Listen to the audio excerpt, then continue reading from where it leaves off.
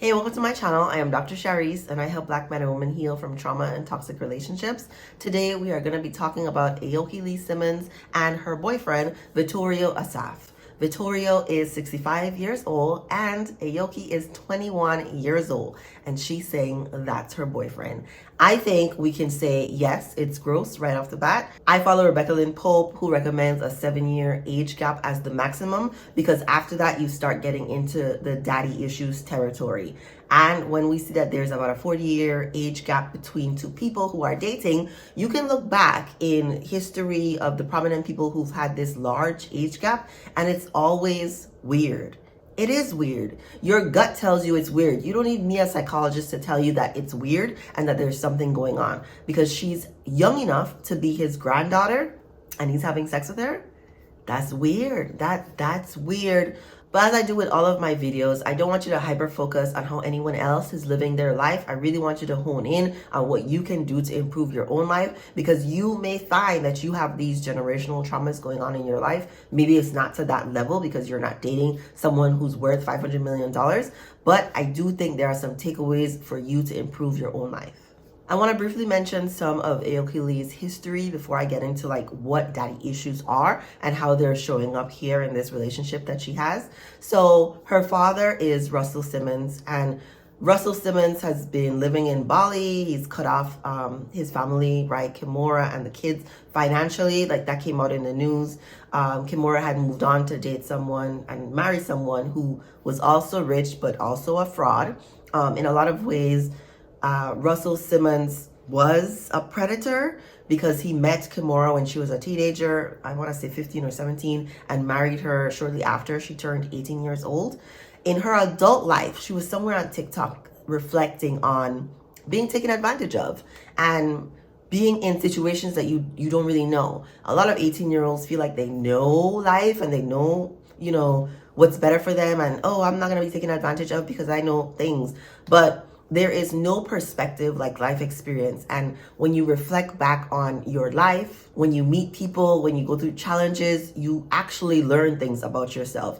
And so being in her 40s or 50s, I'm not sure how old she is, but having decades of life lived, being able to reflect on, wait a second, I was a kid when this 30-something-year-old man came into my life, groomed me, so that, I could like him, and then eventually married me, had these kids, and here's the life we had. But then who knows why they got divorced. It could be because of the age and, growing up. Because usually once women get into their 30s, they start being like, wait a second, I was duped. I was really lied to. Think about Cassie.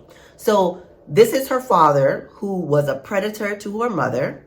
Her father is much older, and there's nothing wrong with having an older father. There are lots of men who have kids in their 60s, and those kids go on to live very healthy lives. It's not about the age per se. It's about the age difference and why a man who's much older would even be attracted to or want a woman that young. Because most people partner with someone within 1 or 2 years of them. And then after that, it's like within a 5-year age difference. Most people are not partnering with people outside of a 10-year age gap, because there is a significant generational difference once you get to that, because they were in high school and you were in elementary school. Y'all really don't have much in common, except an interest in perhaps codependency and a power dynamic that feels familiar. So where do daddy issues come along?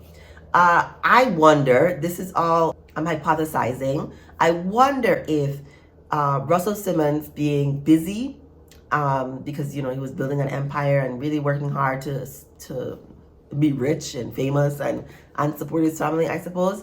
I wonder if part of the wanting power and dominion over his wife, because she's so young, you picked someone you could control. I wonder if that power dynamic played out in their marriage that the kids got to witness.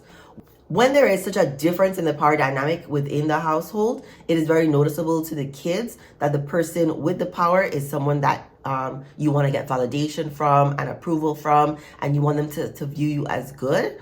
So let's say that she viewed her father in this way and he wasn't really around. And when he was around, he was sort of, posturing, not really connecting to her as a child or as a human being, but in an effort to maintain his level of power around the family, making her feel less than the whole time. not because of his age, right? I want to stress that this is not an age thing, because there's someone in their 20s who could be going after a 13-year-old. It's the age difference. It's one, and the age difference is just evidence of this person really, really wanting power. Are there people who fall in love who have 10 or 20-year age differences? Sure. But I would say that the power dynamic plays a huge role in their interaction. So this young lady growing up without the sort of connection that she would have liked to have with her father, and then being raised by a mother who hasn't come into her own power until much later in life, she had a lot of those sort of victim mentality set up in her as she was growing older. So in a way, being positioned to be the kind of mate for someone who wants to have a lot of power over her in a relationship. For some people, this turns into an abusive relationship, and for other people, it turns into a sort of toxic relationship that's not quite abusive, but where the power dynamic is so stark that it's like, you're like a child in this relationship. And so I'm gonna play a video of this dynamic that's in her relationship with her boyfriend, of the power dynamic. What often happens when there's this large age gap is a sort of parentification of the older partner in the relationship. And so I want you to pay attention to the amount of times she says crepe, the frequency she's saying crepe, and then the tone of voice she's using to say crepe. And then we'll come back. My boyfriend is checking in. I don't know why we're checking in advance like this. Probably because I always miss flights. I should just show. Crepe? Huh? Crepe? No. Yes, no crepe?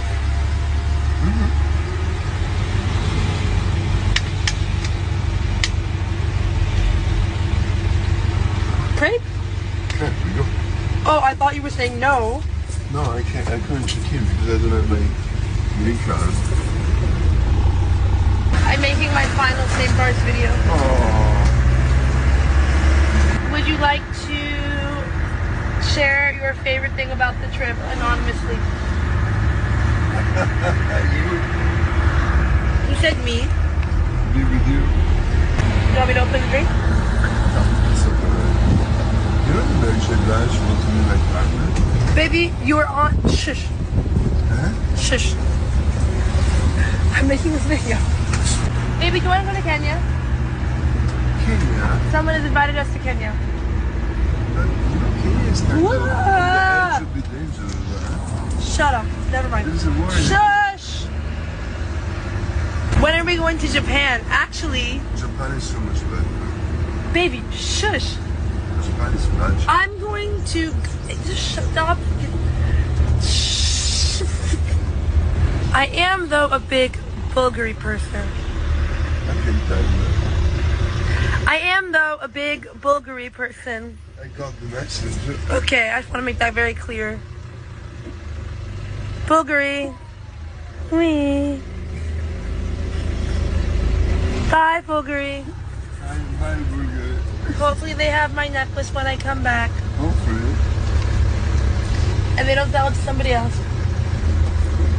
I'm sure they have another 17 on their counter. Oh my god, look at this giraffe. We're obsessed with this giraffe. This is our favorite giraffe. No, I want my crepe. I know, but you can walk there and then eat it there. It's going to take an hour. No, Okay. it's okay. Get in to feed the giraffe. Okay. You can only see its neck. I know, but it's coming now. Now, Ooh, you know what I also like a lot? yeah? Which one? Hermes? Cartier. Okay. Sorry. Baby, when you were either asleep or at Celine, me and some of my followers saved a bird. You saved the bird, huh? Yes, it was dying. You could have put it. Yeah, I know, I do. I want a crepe. No, I know, but I just asked you what I want. Oh no, we can walk together. Baby, jump out and start to order to crepe. Okay, what do you want? For me, a normal crepe. Jump here. Normal come close. I have to find some parking. Normal come Nutella. No, regular. What's regular? Normal crepe. What's normal crepe? Sugar and butter? Yeah, just like that. Baby, crepe. What flavor? What flavor?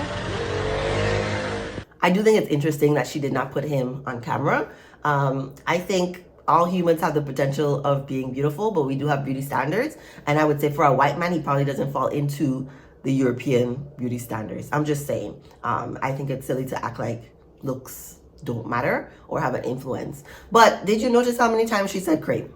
Did you notice the tone of voice she was saying crepe? It sounded very childlike. This is what, I have a teenager. He's 16 years old. I know what it's like to have a child incessantly asking you for something. And in this case, she really wanted that crepe. But a grown woman does not ask for a crepe like that. And I want to make a distinction because in another video, I talked about smart woman, dumb girl, and that it's okay to be girly in your relationship and to be coy and to be flirtatious and to give allusions to something without outright asking for it, right? I want to do a whole other video on like how to do it. But being girly in a relationship and, suggesting, hey, it would be so nice if we could get a crepe, if we could stop for a crepe before, we go to the airport is very different than the frequency and tone that this young lady was using to ask for a crepe. This is the evidence for something is so off here. And maybe you can see it that it feels so awkward the way he's responding to her, the way she's asking. It seems kind of brat-ish, right? This is the kind of dynamic you would expect when it's a child-parent dynamic because they want to get what they want. I want a crepe, I want a crepe, I want a crepe. Not what you would expect with two equal partners in a relationship. So I want to talk a bit about generational trauma or generational curses or like what could healing look like for Aoki. I do think that every relationship is for the evolution of your soul, and she's only 21. If y'all knew the things I was doing when I was 21, okay? I'm not here to judge her for the decisions that she's making right now.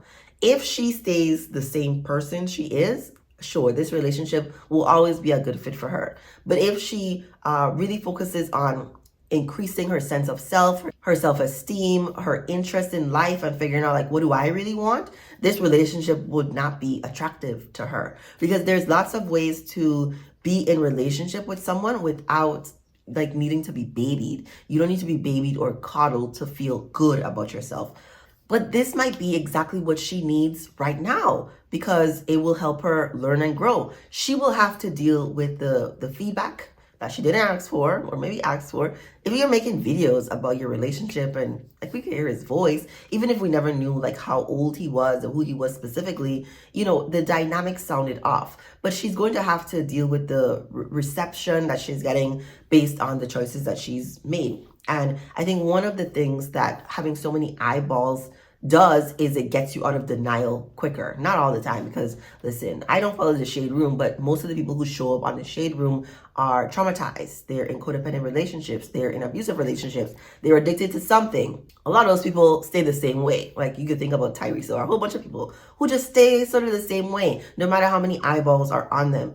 But embarrassment is a real thing, and some people need to be embarrassed more so that they can wake up to, wait, what am I doing? Wait, what am I doing? Another theory I had is that her mom put her in this relationship because, it really was given like mail order bride. We need you to, support the family and you've got to, make certain decisions. But after I saw the video, I was like, she might really like this. Like the dynamic must feel familiar to her, right? Having to go on and on and on about what you want. And wanting to be babied at this stage of life.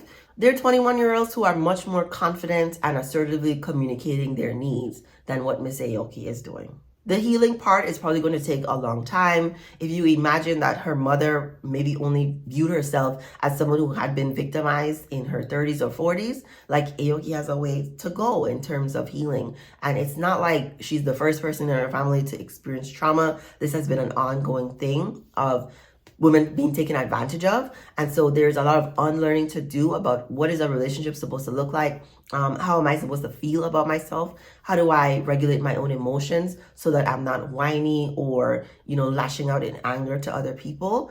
It takes a therapist, a healer, lots of journaling, lots of reading, maybe some self-help videos. It takes a lot of intention and effort to say, I want to do things differently. And this seems like a really strong pattern that's happening in the family, and so it's going to be difficult to walk away from. I did look on her sister's Instagram. I'm not one of those people who has like visions or anything, but based on the work I do, I can see pain easily, like in the eyes, in the body movements, in, you know, how people's energy is read. And so this family is just going through a lot. I don't think it's easy for anyone that's in the family. And there's just a lot of unlearning to do and then learning new coping skills to deal with life. Hopefully this is something that they can improve upon, but we all have our own walk in life. And so you can look at Aoki and think, oh my gosh, like it's so clear that she has daddy issues and that, you know, she's really wanting her dad's attention and she really wishes that he was the one getting her the crepe. And the crepe is like symbolic for like, just give me the attention and the love that I'm looking for. But I challenge you to think about your own life. In what ways, if you were on center stage, would things just be so illuminated for all of us looking? Right? What would be so obvious to us that maybe you are not looking at right now? And what can you do differently to improve upon those things? I have lots of answers on my channel, so feel free to watch another video to get some information about how you can thrive, especially if you live in America. Let me know if you have any questions, leave a nice comment, give this video a like if you enjoyed it, subscribe to my channel, and thank you for watching.